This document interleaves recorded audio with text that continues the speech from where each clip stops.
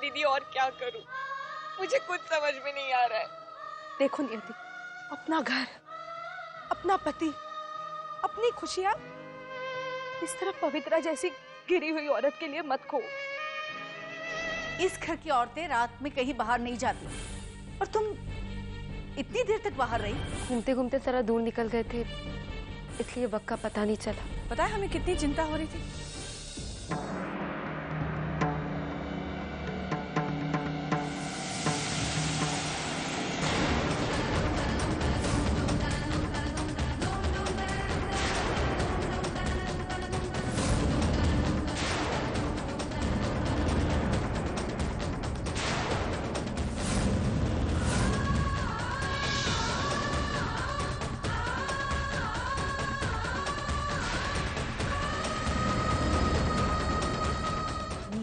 तुम? हाँ बुआ, मैं।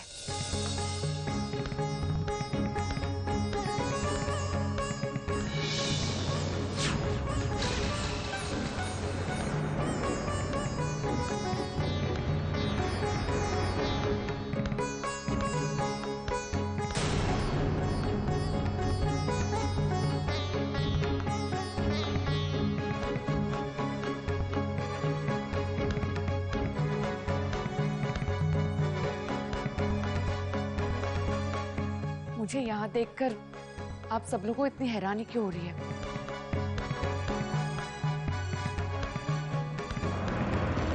ये घर मेरा है, मैं इस घर की बहू हूँ। मानती हूँ कि इस घर को छोड़ने का फैसला मेरा था, लेकिन यहाँ से दूर जाने के बाद मुझे यह एहसास हुआ कि मेरी असली जगह तो इस घर में है, मेरे अपनों के साथ है।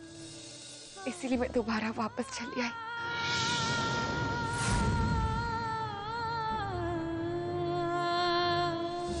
नियति, बेटा ये घर हमेशा से तुम्हारा ही था, लेकिन बेटा तुमने ही ये समझने में बहुत वक्त लगा दिया।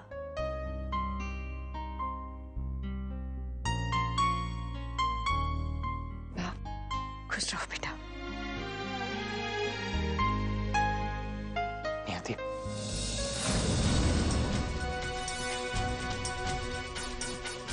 नियति इस घर में वापस कैसे आ सकती है?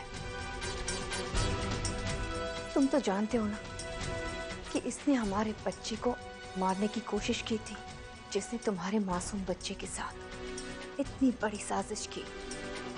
उसे तुम इस घर में कैसे रहने दे सकते हो युवराज? उसे रोको युवराज, और किसी की ना सही, लेकिन अपने बच्चे की खातिर। आओ बेटा। एक मिनट।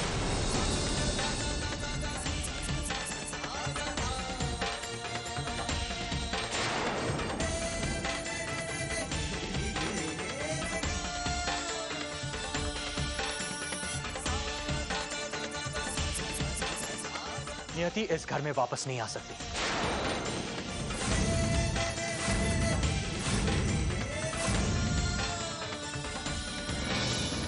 युवराज, नियति इस घर की बहू है और तुम्हें या किसी को भी उसे इस घर में रहने से इनकार करने का कोई हक नहीं है। मोटी बा, जब नियति ये घर छोड़कर गई थी तब हमने नहीं कहा था उसे छोड़कर जाने के लिए। वो फैसला खुद नियति ने लिया था। नियति ने इस घर की मर्यादा का, इस परिवार की हदों को तोड़कर जो गलती की है उसकी सजा इसे जरूर मिलेगी।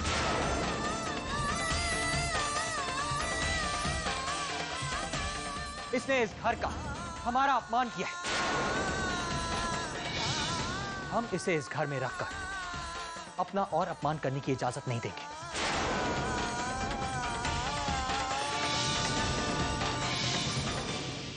मैं मानती हूँ कि घर छोड़ने का फैसला मेरा था, लेकिन आप सब लोगों से दूर जाने के बाद मुझे एहसास हुआ कि मेरा वजूद इस घर के साथ है, आप सब लोगों के साथ है। जैसे ही मुझे अपनी गलती समझ में आई, मैं फौरन लौट आई अपने पति के घर। नहीं नियति, इस घर में और इस परिवार में ना ही तुम्हारी कोई जगह है और ना ही कोई जरूरत।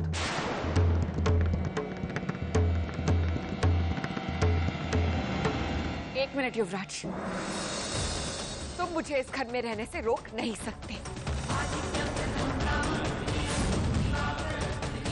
क्योंकि कानूनन मैं अभी तक तुम्हारी पत्नी हूँ और इस घर में रहने का मेरा पूरा अधिकार है।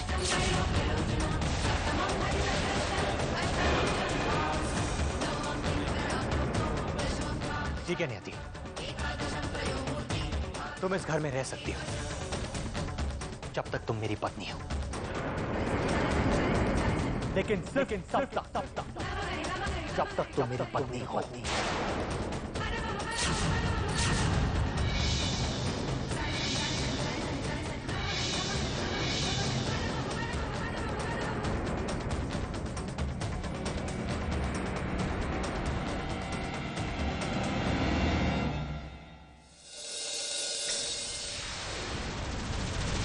सॉरी युवराज, मुझे तुमसे इस तरह बात करनी पड़ी, लेकिन मेरे पास इसके अलावा और कोई रास्ता नहीं था। चलो बेटा।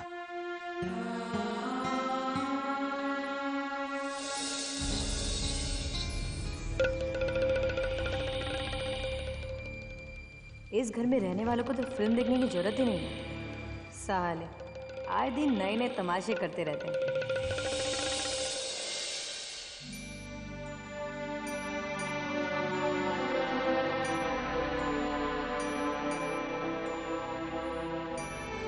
चाय पी लीजिए। जब से यहाँ आए हैं ना तो कुछ खाया है ना कुछ पिया है। लीजिए।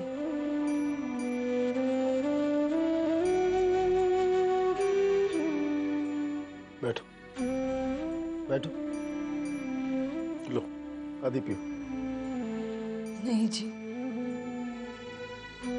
लक्ष्मी जब तक होश में नहीं आती मेरे गले से कुछ नहीं उतरेगा। जी, मुझे ऐसा लगता है कि अभी हमें फोन करके घर पर लक्ष्मी के बारे में सबको बता देना चाहिए। नहीं सावित्री, इसके बारे में हमें किसी से कुछ नहीं कहना चाहिए।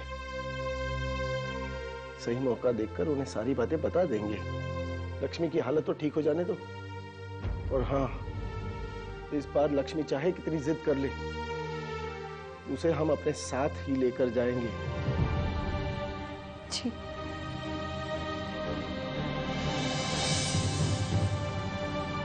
डॉक्टर साहब, मेरी बेटी की तबीयत कैसी है? She is all right now. बस थोड़ी देर में होश आ जाएगा, उसके बाद आप पेशेंट से मिल सकते हैं।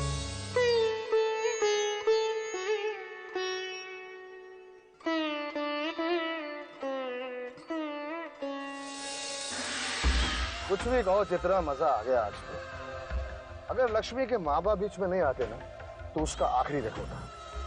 अब वो लोग इसे यहाँ नहीं छोड़ेंगे।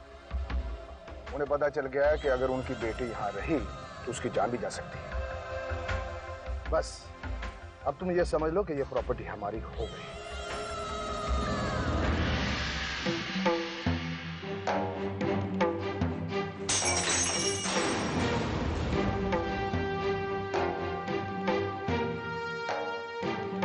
गजरी, इस हालत में तुम्हारे लिए इतना गुस्सा करना ठीक नहीं है। जरा अपने आप पर काबू रखो। कैसे काबू रखो रसीली बाई? वो नियति इस घर में वापस आ गई है।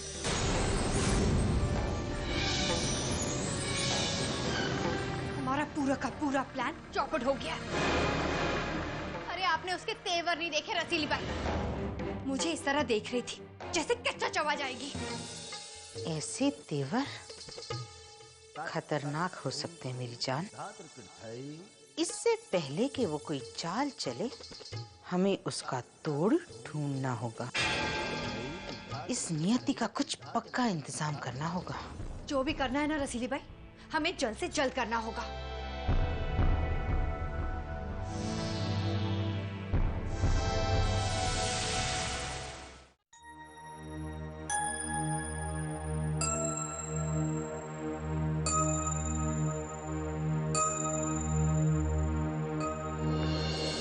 तबीयत कैसी है तुम्हारी बेटी?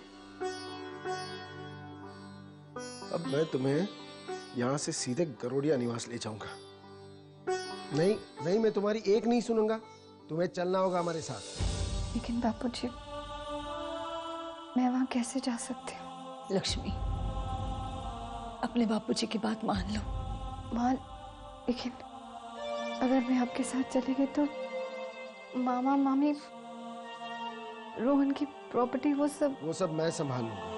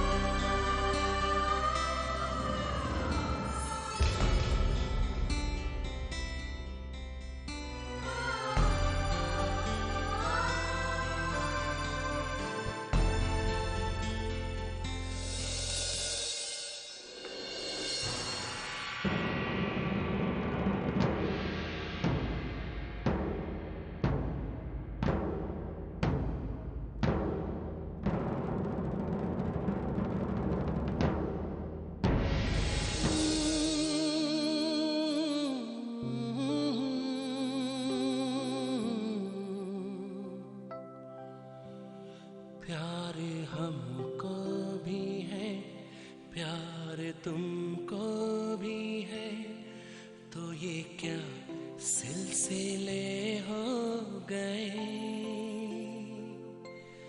बेवफा हम नहीं, बेवफा तुम नहीं, तो क्यों इतने गिले हो गए। चलते चलते कैसे ये फासले हो गए।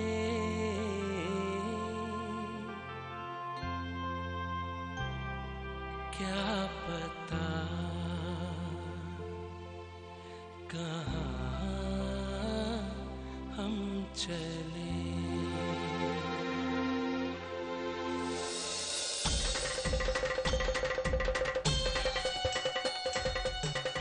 नियति, वैसे एक बात तो माननी पड़ेगी, तुमने वाकई चाल कमाल की चली है। लेकिन एक बात हमेशा याद रखना नियति, भले ही तुम युवराज की कानूनन पत्नी हो, लेकिन अब भी तुम्हारे हाथ में कुछ नहीं है, और तुम चाह कर भी युवराज के दिल में कभी जगह नहीं बना पाओगी। नियति,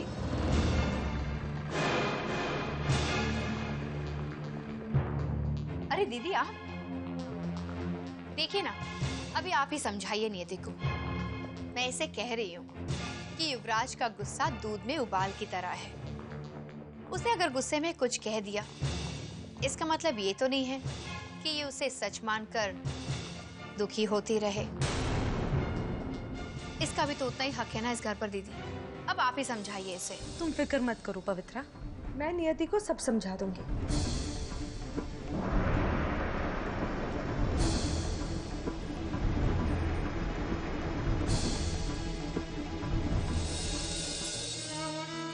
नियति, मुझसे नहीं होगा।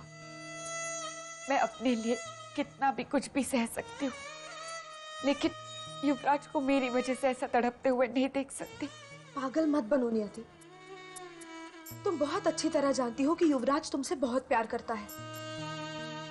अब जब ये लड़ाई लड़ने के लिए कदम आगे बढ़ाया है नियति, तो किसी भी हालत में पीछे पलटने की सोचना भी मत। तुम्हें ये लड़ाई जीतनी है। तुम्हें पवित्रा को उसकी असली औकात, उसकी जगह दिखानी है। लेकिन दीदी, अपने अपनों से, अपने पति से, अपने परिवार से मैं कैसे लड़ सकती हूँ? तुम अपने अपनों से नहीं लड़ रही हो, अपने अपनों के लिए लड़ रही हो तुम। पवित्रा युवराज से, इस पूरे परिवार से क्या चाहती है तुम बहुत अच्छी तरह जानती हो। तुम बस इतना समझ लो कि ये सब करके तुम युवराज को पवित्रा से बचा रही हो, छुटकारा दिला रही हो तुम।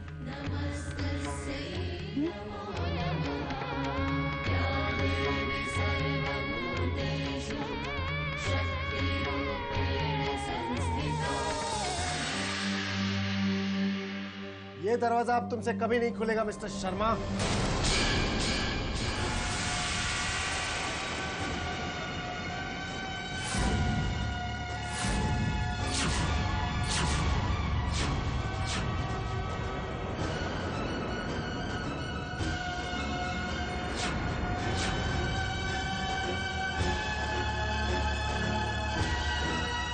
इस घर में घुसने की भूल भी मत करना,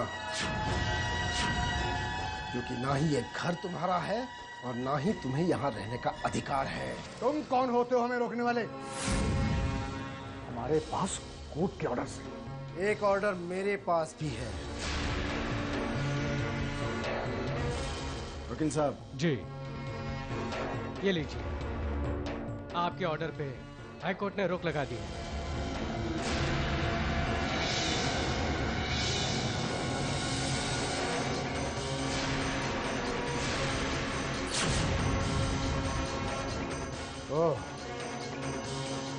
आज के बाद अगर मेरी बेटी की तरफ या इस घर की तरफ आंख उठाकर भी देखा तो मुझसे बुरा कोई नहीं होगा।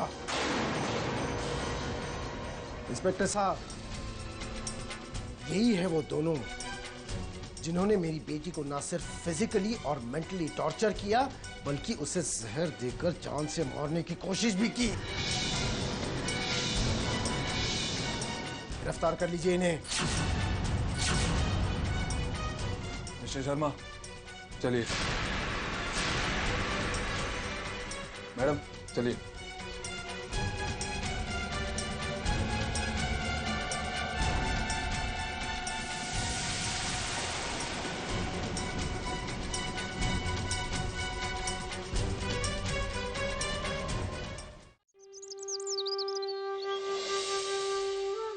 आज खाने में क्या बन रहा है? लक्ष्मी की मनपसंद चीजें बनवाना। हाँ बा, वही बन रहा है। सूर्यकांत का फोन आया था, वो लोग अभी आते ही होंगे। सरस्वती, लक्ष्मी का कमरा तो साफ करवा दिया ना? करवा दिया बा मैंने। ये सब क्या हो रहा है? और ये लक्ष्मी कौन है? लक्ष्मी हम चारों बहनों में सबसे छोटी है। वो कुछ हफ्तों के लिए दुर्गा के यहाँ रहने गई थी, आज वो वापस आ रही है। एक बात कहूँ, लक्ष्मी हम सब बहनों की फेवरेट है, और पता है हम लोग उसे प्यार से झांसी की रानी कहते हैं। अरे मैं तो भूल गई, मैं बस अभी आती हूँ। झांसी की रानी।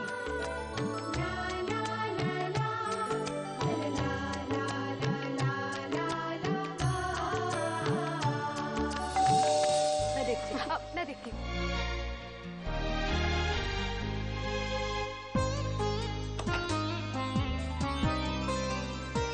जय श्री कृष्ण बापूजी। जय श्री कृष्ण माँ। जय श्री कृष्ण बेटी। जय श्री कृष्ण। आइए।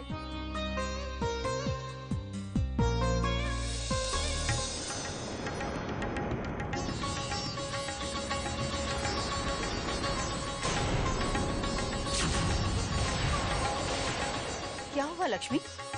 ये चोट कैसे आई?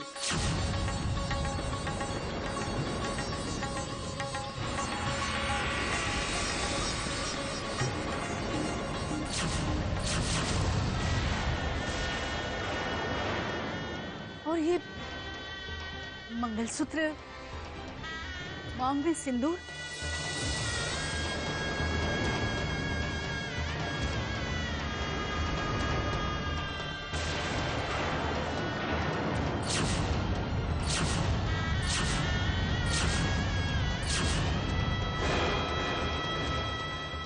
ये सब क्या है?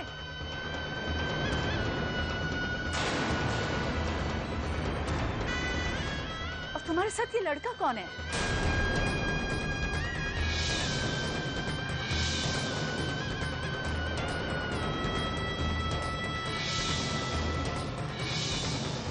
बोलो लक्ष्मी, कौन है ये लड़का?